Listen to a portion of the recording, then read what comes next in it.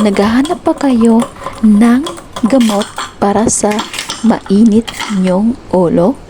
Baka pwede nyo itong subukan para lumamig naman yung iniisip nyo at lumamig naman yung mainit mong ulo.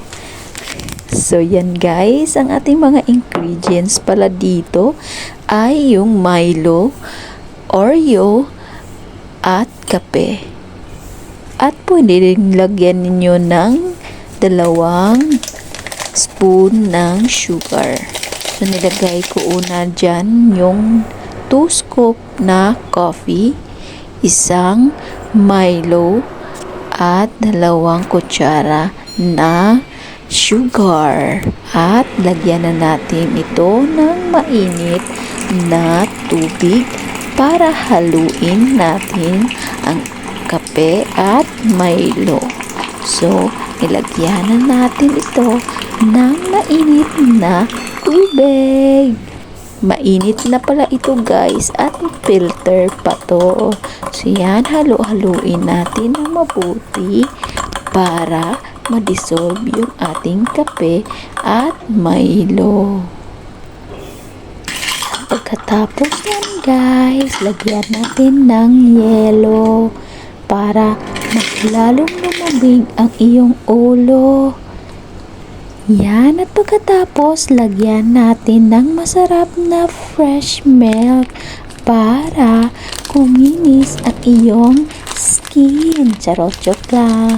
At pagkatapos sa ibabaw, ilagay na natin yung biscuit na Oreo.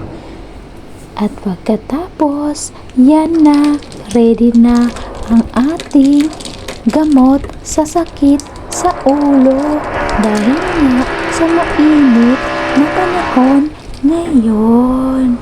So, ayan guys, ang aking masarap na drinks para sa mainit na panahon at para sa mainit mong ulo.